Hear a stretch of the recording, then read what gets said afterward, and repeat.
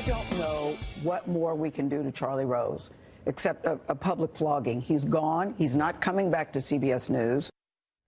It was a chilling account in the Washington Post. 27 more women making graphic allegations of sexual misconduct against Charlie Rose, who was fired by CBS and PBS 5 months ago. There are accusations of groping, forcible kissing, exposing himself, and more. Rose limiting himself to a one-sentence response, calling the story inaccurate and unfair.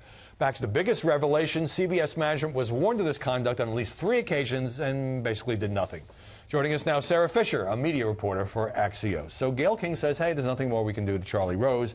Doesn't the network owe the public an accounting of what happened and why it was allowed to go on for so long, rather than for waiting for organizations like the Washington Post to come in and explain this? Well, we're seeing that they're starting to do so. So they've made a few comments to the Washington Post, who did that report as well, saying that when it comes to those 3 instances in which managers were notified, all 3 of them have different peculiarities as to why we didn't hear about it. So the first instance was in 1986. We know that that person who they had reported about was anonymous. They didn't disclose the name. CBS says, we can't comment if you're not going to give us a name.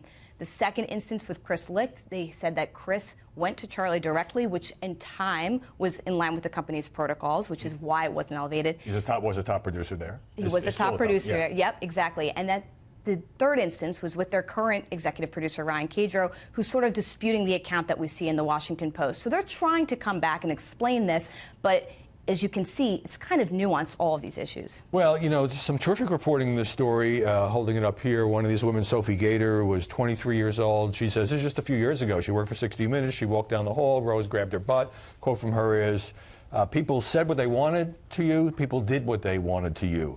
And now you have another woman named Rhea Bravo, who was a source for the original Washington Post story about Charlie, writing this week, I would expect CBS executives to have known the man's secret was reliably as open as a Waffle House. So apparently there's a lot of chatter about this, which does raise questions, again, about CBS's knowledge or lack thereof. Yes, but top executives continue to say that they did not know and that they weren't aware. One of the things that they'll tell you is that upon the time of his firing, there were no HR complaints that had been filed. One could assume, however, that potentially the reason there were no HR complaints that were filed is because, as we had mentioned, it was not part of the company's protocol to bring it to HR at the time. Right. So it's a very complicated situation, but yes, at this point, top executives say that they had no idea. At PBS, the executive producer of Rose's show also ignored a complaint from a woman, according to this latest story. Now, 3 of these women have filed suit against Charlie Rose involving, you know, their dismissals or their difficulties.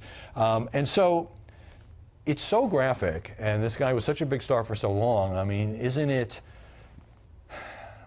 CBS have to do more to restore confidence, to have an outside investigation, rather than just saying, you know, we fired the guy and now we're moving on? They've said a few times that they're trying to make some updates to their policies to take this stuff a lot more But seriously. what was your reaction as a woman to reading some of this about the groping and the exposing and the kissing and so many different women making those allegations? It's hard. You want to know that if you're a woman, if you bring this up to your employer, that they're going to be able to help walk you through the best way to address this and that it wouldn't be ignored. I think some of the previous reporting about the PBS executive, who now says she deeply regrets not doing more, was particularly disturbing as a woman. If a young woman comes up to you, some of these girls are 21, 22, alleging misconduct from somebody who's 50 years their senior, you want to know that your employer is going to be taking that very seriously. And to hear that they're not is incredibly disappointing. Yeah, that's the threat here, is almost all these women were in lower level jobs. They were in their early to mid 20s, and Charlie Rose was a superstar there. All right, Tom Brokaw, you know, we talked last week about allegations from former NBC reporter Linda Vester of forcible kissing on a couple of occasions. He wrote an angry letter denying that. He's forcefully denied it. So now there's another woman, former reporter named Mary Reinholtz, writing in the New York newspaper The Villager about what happened, she says, 50 years ago. Abruptly, she says to Brokaw, we can put that up, he was embracing me and giving me a French kiss. I pulled away, reminding him that he was married. Look, Tom is an icon in this business. I covered him for years. A lot of people respect him.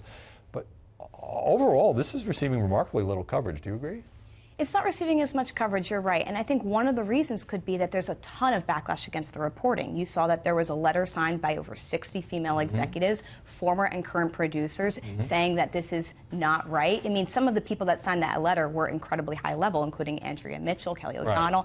So you can imagine that when there's that much backlash, it's harder for the media to confront the story. But I will say it doesn't make it any less important for coverage. I mean, anytime there's an allegation of sexual harassment, the media should be looking into it. Right. I mean, it's great that Tom is colleagues are supporting him, but they don't necessarily know what happened in these particular instances, some of which are decades ago. Sarah Fisher, great to see you. Good to see you. Thanks for coming by.